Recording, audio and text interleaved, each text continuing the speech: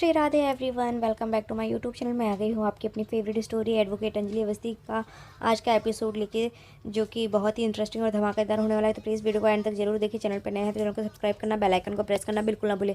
Episode की शुरुआत में यहाँ पे हम देखते हैं कि जो अंजलि होती है वो उसने पूरा खाना ख़त्म कर लिया होता है। तो पद्मा उसे बोलती है कि अंजलि ने पूरा ख़त्म कर दिया है खाना, तो ठीक है, अब जल्दी से आ, तेरी शादी होने वाली है। तो फिर बोलती है कि हाँ हाँ मौसी, मैं आ जाऊँगी, मुझे पता है। तभी यहाँ पे हम देखते हैं कि आरती के पास फिर से कॉल आ जाता है। तो वो कॉल जैसे ही रिसीव करती है तो उसमें वेद रघुवंशी जो होता है वो बात करता है, बोलता है कि मैं वेद रघुवंशी बोल रहा हूँ। तब वो बोलती है अच्छा अच्छा, हाँ हाँ आप बोलिए क्या हुआ। तो वो बताती हैं कि आप कैसी हो। तो वो बताती कि मैं ठीक हूँ। तो वो बताती है कि आप वो पूछता है, वेद जो होता है वो आरती से पूछता है कि आपने मेरी तस्वीर तो देख ही ली होगी, हमारी शादी होने वाली है 1 वीक के अंदर। तो बोलती है कि हाँ हाँ बिल्कुल। तो बोलती है कि नहीं, तस्वीर तो मैंने नहीं देखी आपकी। तो बोलती है क्यों, मैं अभी तक क्यों नहीं देखा, क्या मैं इतना बुरा हूँ क्या। तो बोलती है कि नहीं नहीं यार, मेरे नानू तो ऐसे किसी बुरे इंसान से शादी कर ही नहीं सकते मेरी। हो सकता है आप बहुत ही टॉल एंड हैंडसम होंगे, इसीलिए मेरी शादी उन्होंने आपके साथ फिक्स की है। तभी वहाँ पर वो बोलती कि हाँ हाँ कोई बात नहीं, वो तो है ही। तो बोलता है कि हाँ हाँ। तभी उसके बाद वो बोलता है कि यही तो खासियत है। जो आरती होती है वो बोलती है कि हाँ यही खासियत होती है अरेंज मैरिज की। तो और वो उससे पूछता है कि क्या तो आपका कोई रिलेशनशिप रहा है। तो बोलती है नहीं नहीं बिल्कुल नहीं। तो वो पूछती है आपका। तो बोलती है नहीं नहीं ऐसा कुछ नहीं रहा, मैंने तो किसी लड़के की तरफ देखा ही नहीं है, और ना ही मैंने भी। वेद भी ऐसे ही बोलता है। तभी हम देखते हैं कि वो उससे बोलता है कि मैं अगले कुछ दिनों में आने वाला हूँ शहर के लिए, तो आपसे ज़रूर मिलूँगा। तो बोलती है बिल्कुल बिल्कुल। तभी यहाँ पे हम देखते हैं एक दूसरी तरफ जो रघुवंशी राजपूत हाउस में यहाँ पे जो राघव होता है वो अमन की तस्वीर के सामने खड़ा होकर उससे याद करता रहता है। तभी वहाँ पे जो गौरव होता है वो आ जाता है कि 21 साल हो गए और आप अभी भी उसकी यादों को भूल नहीं पाए, और उसकी विधवा जो अंजलि है उसको इस घर में नहीं लेके आए हैं आप। उसे भी उसका एक कोई बच्चा भी हुआ था कि लड़का या आपकी पोती या पोता, तो आप वो सब क्यों क्यों नहीं लेके आए। तो वो बोलता है कि उसके नाम भी मत, तो उसी की वजह से आज हमारा बेटा हमारे साथ नहीं है। तभी वो बोलता है गौरव की उसमें उसकी क्या गलती है। तो जैसे ही ये सब वो समझाने की कोशिश करता है कि वो उसकी विधवा है तो उसे इस घर में आना चाहिए, उसका इलाज करवाना चाहिए। उनके पास इतने पैसे नहीं है कि वो उसका इलाज करवा पाए। तो उसे बोलता है, जो राघव होता है वो उसे बोलता है कि उसका नाम भी कोई इस घर में नहीं लेगा। तभी गौरव बोलता है कि आप ना खुद उससे मिले और ना ही किसी को मिलने दिया। तभी यहाँ पे हम देखते हैं कि ये सब सुन के राघव जो होता है वो और भी ऑफेंड होने लगता है, गुस्सा करने लगता है। पर गौरव जो होता है वो उसे हर बार की तरह इस बार भी समझाता है कि आप गलत कर रहे हैं भैया। और यहाँ पे हम देखते हैं कि जो अभय होता है वो आता है और वो उसे बोलता है कि हाँ बिल्कुल ये अभय उसी की वजह से ही हुआ है, क्योंकि उस अंजलि ही वो टारगेट थी जिसको उन लोग मारने आ रहे थे। पर उस कार में उस समय एक्सीडेंट में मेरा भाई साथ में था, इस वजह से वो मर गया और वो अंजलि बच गई। तभी यहाँ पे हम देखते हैं ये सब सुन के जो गौरव होता है वो उसे समझाने की कोशिश करता है, पर वो बिल्कुल भी नहीं समझने के लिए तैयार होता है। तभी यहाँ पे हम देखते हैं कि जो गौरव होता है वो उसे बोलता है कि तुम लोग समझने की कोशिश क्यों नहीं कर रहे हो कि इसमें अंजलि की कोई गलती नहीं है। और फिर ये सब सुन के जो गौरव होता है वो चुपचाप उसकी बात को सुनने लगता है। और यहाँ पे हम देखते हैं तभी कि जो अभय होता है वो फिर से उस अंजलि के ऊपर गुस्सा करता है कि उसी की वजह से ये सब हुआ है, ना वो रहती, क्योंकि जब से इस घर में वो बहू बन के आई है, अगर वो इस घर में नहीं आई होती तो मेरा बेटा आज हमारे साथ हमारे बीच में होता और ये घर पूरा खुशियों से भरा होता, क्योंकि वो सब लोग उसे मिस करते रहते हैं अमन को कि अमन नहीं है। तभी सब लोग उसके साथ इस तरीके से ये पूरा परिवार कितना सन्नाटे में चला गया है। 21 साल से इस परिवार में खुशियाँ नहीं आई हैं, सब लोग के चेहरे कितने उदास हो चुके हैं। तभी यहाँ पे हम देखते हैं कि जो वैभव होता है वो भी वहाँ पे आता है और वो भी बोलता है कि हाँ बिल्कुल बड़े भैया ने जो डिसीजन लिया है वो बिल्कुल सही है, अब तो बस तभी यहाँ पे राघव बोलता है कि मुझे सिर्फ अपने बेटे के कातिल को ढूंढना है।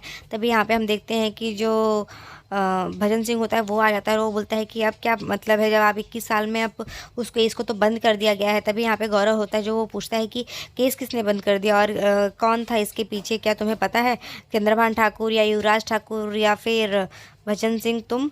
तो ये जैसे ही इतना ऐसा बोलता है तो जो राघव होता है वो उसकी बात सुनता रहता है, पर वो कुछ बोलता नहीं। तभी यहाँ पे हम देखते हैं कि महक आती है, और महक जो होती है वो उसे बोलती है चाचू अब आप उन्हें कुछ मत बोलिए, वो इस घर के दामाद हैं।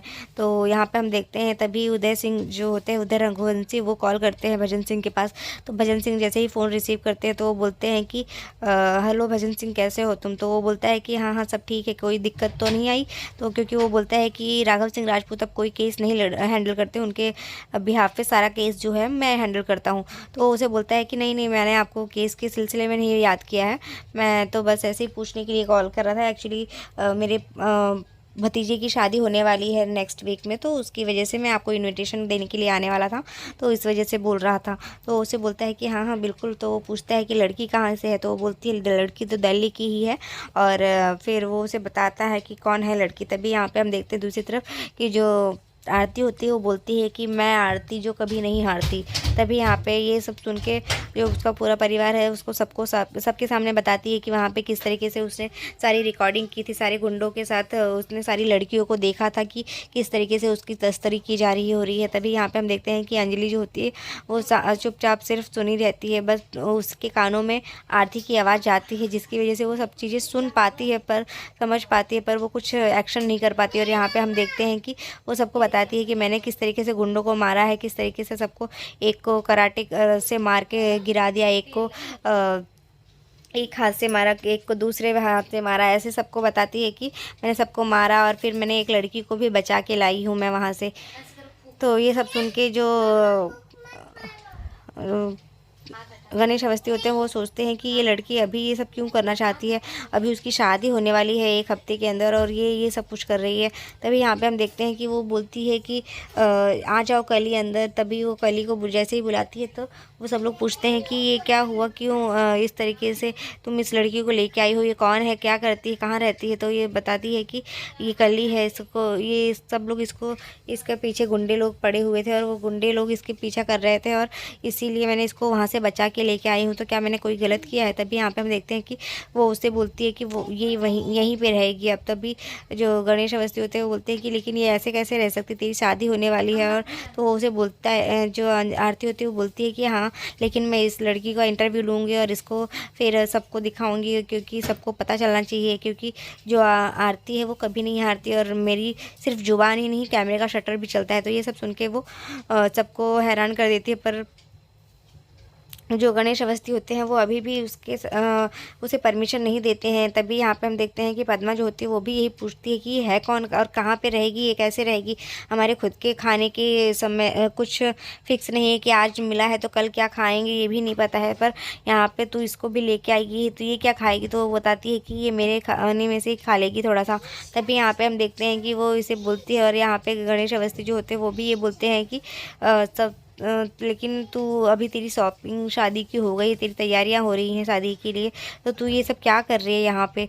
तो उसे बताती है कि कुछ नहीं नानू, मैं शादी करूँगी ना, लेकिन पहले ये रिपोर्टिंग तो करना है, क्योंकि ये मेरी आखिरी रिपोर्टिंग रहेगी, तो ये तो करना ही पड़ेगा ना उसकी वजह से। तो वो उसको बोलती है कि मैं सब कुछ हैंडल करूँगी। और फिर यहाँ पे हम देखते हैं कि पद्मा के लिए वो बोलती है कि पद्मा मौसी, आपको भी तो माँ ने ऐसे ही लेके आया था ना, आप अगर उस दिन माँ नहीं होती, अगर आपकी मदद नहीं की होती तो आज आप यहाँ नहीं होती। तभी यहाँ पे हम देखते हैं कि इसीलिए वो उसे समझाती है कि माँ ने जिस तरीके से आपकी मदद की उसी तरीके से मैं भी तो उनकी बेटी ही हूँ ना, तो मैं कैसे पीछे हट सकती थी, और मैं किसी लड़की के ऊपर इस तरीके से अत्याचार और नाइंसाफ़ी होते हुए कैसे देख सकती थी। तभी यहाँ पे हम देखते हैं कली जो होती है वो भी डरी रहती है, और वो उससे बोलती है कि तुम बिल्कुल भी फिक्र मत करो, तुम्हें घर का काम करने तो आता है ना। आरती जो होती है वो उससे पूछती है, तो वो बोलती है कि हाँ हाँ मैं घर का काम कर लेती हूँ। तो वो उसे बोलती है कि हाँ तुम तब कोई टेंशन नहीं है, तो ये सब का काम, घर का काम कर लेगी। और इसके बाद यहाँ पे हम देखते हैं कि जो आरती होती है वो उसे बोलती है, नानू आप टेंशन मत लीजिए, ये हमारे साथ रह लेगी और ये घर का काम करेगी और खा लेगी हमारे खाने में थोड़ा सा। तो यहाँ पे हम देखते हैं कि आरती जैसे ही ये सब सुनती है तो अपनी माँ से पूछने लगती है कि माँ तुम परमिशन दे दो ना मुझे, ये लड़की बहुत ही बेबस थी, लाचार थी, इसको ज़रूरत थी मेरी, इसीलिए मैं इसको लेके आ गई यहाँ पे। तो वो उसे बोलती है कि आप प्लीज़ मुझे एक बार इशारे करके बता दीजिए ना माँ कि आप मुझे परमिशन दे दीजिए ना माँ, आप एक बार अपनी पलकें झपका दीजिए। तो उसके नानू जो होते हैं वो उसे बोलते हैं कि ये कभी अपनी पलकें नहीं झपकाएगी, ये कभी तुझे हाँ नहीं करेगी। पर आरती जैसे जो होती है वो बोलती है ऐसे कैसे नहीं झपकाएंगी मेरे को, कैसे नहीं झपकाएंगी और ऐसे कैसे ये मना करेंगी। तभी यहाँ पे हम देखते हैं कि वो उसे समझाने की कोशिश करती है और तभी वहाँ पे हम देखते हैं कि आरती को जो अंजलि होती है वो परमिशन दे देती है और ये खुश हो जाती है और वो बोलती है कि देखा नानू आपने, माँ ने मुझे परमिशन दे दिया। और आरती बहुत खुश हो जाती है कि उसको फाइनली अंजलि ने परमिशन दे दिया कि उस लड़की को वो यहाँ पे रख सकती है। तभी वो उसको बोलती है चल मेरे कमरे में चलते हैं हम। और फिर जैसे ही वो उसको परमिशन दे देती है तो वो बहुत खुश हो जाती है। तो फिर वो अपने घर में लेके जाती है। तो यहाँ पे जो गणेश व्यवस्थी होते हैं ये सोचते हैं कि ये लड़की क्या करेगी, इसकी शादी होने वाली है। तो आज के एपिसोड में बस इतना ही फ्रेंड्स, मिलते हैं नेक्स्ट एपिसोड में। होप सो वीडियो अच्छी लगी तो वीडियो को लाइक करना, चैनल पर नया है तो चैनल को सब्सक्राइब करना, बेल आइकन को प्रेस करना बिल्कुल ना भूलें। थैंक यू, राधे राधे, अपना बहुत ध्यान रखिएगा।